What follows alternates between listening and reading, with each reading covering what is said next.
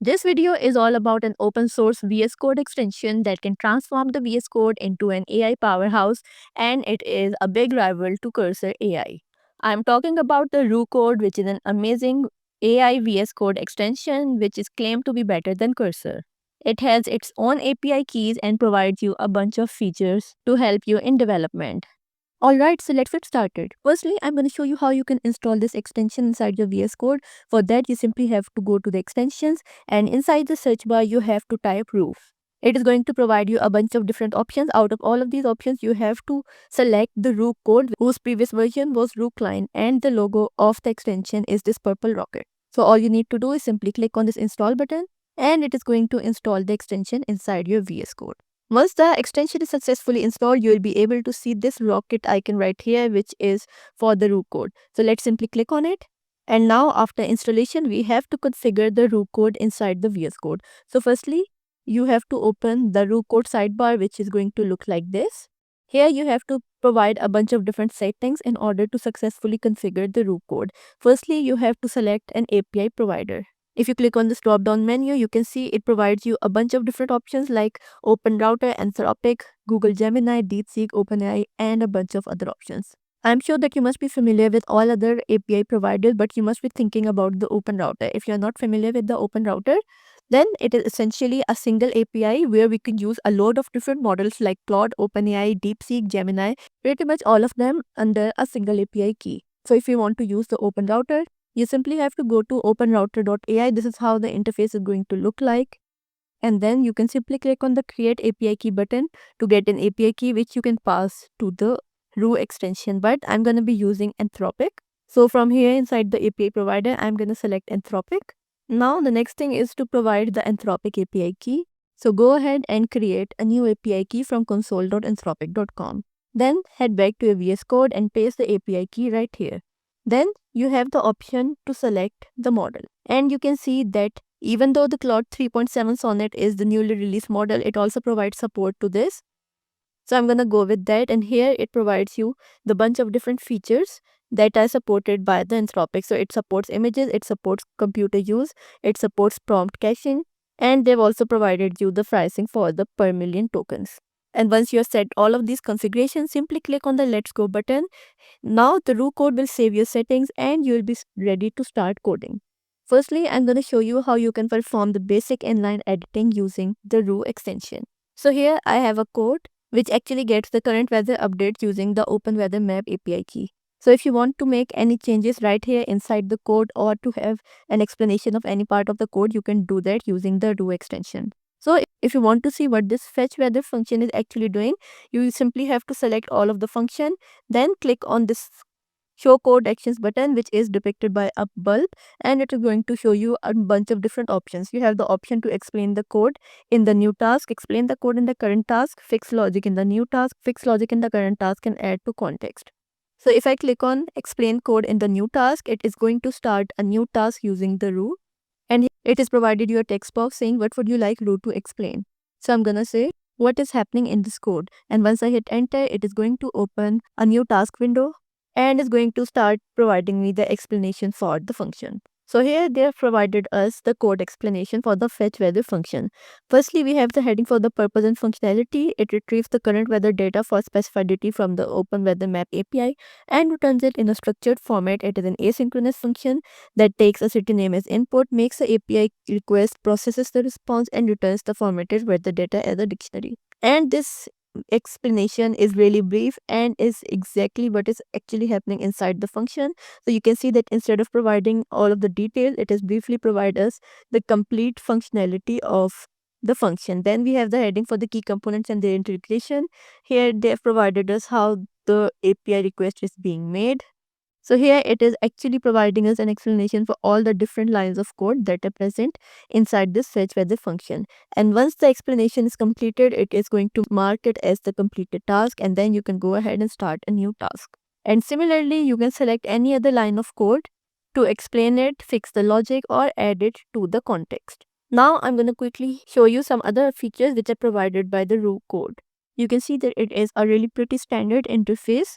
At the bottom, you have a text box where you can type your prompt. You can also use the @ symbol to add in some context for the root code, like you can add your file, your folder, or even git commands and the URLs in order to fetch different types of contents. Moreover, you can also add the terminal or the problems for which you want to get the answer. Then down here we also have the option to change the prompt mode, and this is where it starts to get really powerful. It comes with 4 different modes. You have the code mode, which is the multi-purpose coding assistant. Then we have an architect mode, which is for high level system and design implementation. Then it has an ask mode, which is simply like the chat mode for research and QA and deeper explanation of the code base. And then we have a debug mode, which is actually going to perform debugging on the provided code. And the best part about this is that these are not the only codes which you can use. You can also go ahead and add or create your own modes and modify the existing ones by changing everything from the system prompts to the file that it has access to. Moreover, you are also able to create your own code. I'm going to show you that in a bit. But firstly, let's test out these pre-existing modes. So firstly, out of all of these modes, I'm going to go with the architect mode because I want to create something. And after selecting the mode, I'm going to provide it the prompt to create a clone for the Amazon using Next.js, Tailwind and TypeScript. It should look like the screenshot I have provided and mock the data for now. And then I'm going to provide it the screenshot. So I've provided it the screenshot of this particular page, which is actually the front page of the Amazon website. And this is actually done to provide it more context of how the interface should look like. And once the image is uploaded, simply go ahead and click on this enhance prompt button. It is going to provide you an enhanced version of the prompt that you previously provided to it. So once you are happy with the prompt, simply click on this send message button or hit enter, and it is going to start sending an API request. You will see that it will start processing your request. And here it says that True wants to recursively view all the files in this directory. And here you have to click on the approve button in order to approve the action. And now it wants to read the file. For that, you once again have to click the approve button. But it also provides you the option for the auto approve. So if you click on this arrow, it will provide you the option to auto approve all the things that you want to do. So I want to auto approve the reading of files and directories and editing the files. So after selecting both of these options, I'm going to click on auto approve and then approve it. So now it will start creating the project structure. It is creating a new file called the Amazon clone plan. Here it is actually providing us the architect because we have used the architect mode for a prompt. So here it is actually listing down all the different things which will be part of all the pages along with the different classes, their functions, their attributes, etc. So this is how the project plan actually looks like. You can also scroll down and view the entire plan. And then it is creating a new file called the Amazon clone technical specification. This file is actually going to contain the technical specification for the e-commerce platform. So here is the technical specification file, and now it is performing another task. It is going to create the mock data file for the products categories and everything. Now it is creating a new file called the Amazon clone mock data, and while it is creating the mock data file, you can see that here you also have information about the input tokens, the output tokens, the context window, the cache, and the API cost. So now our mock data file is completed. Next, it is going to create a setup guide file. And after the file is created, next it is going to create the implementation roadmap. Once this is completed, next it is going to create the readme file for the project. And after created all of these things, now it says that Drew wants to switch to the code mode because it has completed the planning phase with comprehensive documentation and are now ready to begin implementing the Amazon-like e-commerce platform. So I'm going to approve it. Now you will see that the mode has changed from architect to the code mode, and it is going to start generating the code for us. So now instead of simply having the code, you also have complete documentation for the application as well. Now it wants to execute this command. For that, I'm going to run it. It is going to open the terminal and then run the command, and then it's going to ask you to run this command in order to create a new directory. And similarly, it is going to run multiple commands in order to create the project structure. Now it is going to create the tailwind.config file, which is going to contain the Tailwind CSS configuration. Now it is creating a new file called products.ts that is going to contain the mock data for the products on the Amazon. And now it is creating a new file called amazonlogo.svg, which is actually going to replicate the logo of the Amazon website. And then finally, after creating the code for all the different products and the index.html page, it wants to open the site on the browser to see the Amazon clone. So here it is asking us the approval to use the browser. Once you click on the approve button, So here is our application interface open right inside the browser. You can see that it is pretty much similar to the interface that we provided to it in the form of a screenshot of the Amazon website. And you can view that it has the top navigation tab along with the different icons and the images which were part of the original website. And after providing us the browser interface, it has marked the task as completed, and now it is asking us to run the command in order to open the application inside the browser. So if you approve it, it is going to open a new browser window for you where the application interface will be present. So you can see that the entire process costed us around $1.23, which is a lot. But no need to worry, it also provides you the option to select other API providers. So if you want to configure that, click on the settings button right here, and here right under the API provider, you can go ahead and select any of the free LLMs. You can go with the Google Gemini because it provides you the LLMs at a much cheaper cost. So now I'm going to select the Google Gemini, provide the API key, but you can see that this supports the images, but it does not support the computer use. And this is the output token limit for the Gemini models. And once you have configured the settings, simply click on save and then click on done.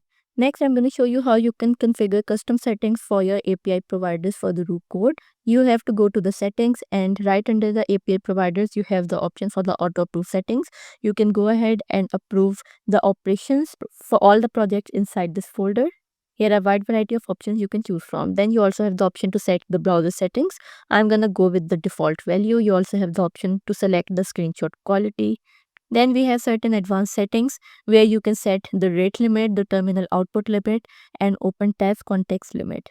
Moreover, you can also set the settings for the prompts. For that, you simply have to click on this book icon right here. It will take you to the prompts. And here you have the full control over how each mode should perform. So firstly, you have the option for the preferred language. If you click on the drop down menu, you have a wide variety of options. You can select your preferred language, and then you have a box that says custom instructions for all mode. If you provide any instructions right here, these instructions will be applied to all the modes. They provide a basic set of behaviors that can be enhanced by mode specific instructions below. So if you type anything right here, it will be applied to all the different modes. But if you want to change the behavior of any particular mode, then simply scroll down. And here you have the 4 modes: the code, architect, ask, and debug. So if you want to change the behavior of any of these particular modes, then you can simply change this description right here that is going to shape how the Rook presents itself and approaches the task. So if you want to make changes to the code mode, you can do that. If you want to make changes to the architect mode, simply go to there and then change the role definition for all of these. Now I'm going to show you how you can create your own mode. For that, you can simply click on this plus button right here, or you can just ask the row in chat to create the one for you. So I'm going to click on this plus button to create a new mode. So here it will ask you to enter a name for your mode. Then it will ask you for the slug, which is used in the URLs and the file name. It should be lowercase and contains only letters, numbers, and absences, but it is optional. You can leave it. Then you have the option to define the saved location, and this really does not mean the location on your system. Rather, it means that where to save this mode. Here you have two different options. Either you can select the global, so this mode will be available to all the different projects, and the other one is the project specific, and this will only be available for this particular project and not for all the projects of the VS Code. Then you have to provide the role definition. You can see that previously I showed you that there were role definition for the 4 pre-existing modes. So here also you can define a definition for your role that is actually going to define the expertise and the personality for this mode. Then if you scroll down a little bit, you have a list of available tools. It is actually going to define that which tools this mode can use. So I suggest you to allow all the tools for this, like for reading the file, for editing file, using the browser, and running the commands. And then you have the option to add the custom instructions as well. And these will be some behavioral guidelines that will be specific to this particular mode. So this was one way of creating a custom mode. The other way is to go to the Rook code chat, and then you can simply ask the Rook code to create a new mode for you. So I'm gonna ask it to create a documentation writer mode. Once you hit enter, it will start creating a new file for you. So here is the file containing the custom mode. The name of the mode is the documentation writer. Here is the role definition, and this is the groups. And the best part about this is that that in addition to creating the custom mode, it is also added it right here inside the modes. So if you click on this drop down menu, now instead of 4 modes, you have another mode called the documentation right there, which is just created by the Rook code. So if you select it, so now let's go ahead and test out this custom mode. For that, I'm going to provide it the code and ask it to create documentation. Once you hit enter, it is going to start working on the provided code and will create the documentation for us, which is the task provided to the documentation writer mode. And within a few seconds, it has generated the documentation file for us for the provided code. You can see that it has an overview, the tools, the inputs, the outputs, API configuration, endpoints, etc. And if you go to the custom mode file which it just created, the location for the mode is not saved. So this means that this role is applicable to all the different projects which will be created inside the VS Code. So in this way, you can use this amazing extension of the VS Code, which is actually a fork of the client, to create complete full stack applications in just a few clicks. So I'll highly encourage all of you to try it out for yourself and let me know in the comments what you think about it. That's all for this video. Thanks for watching.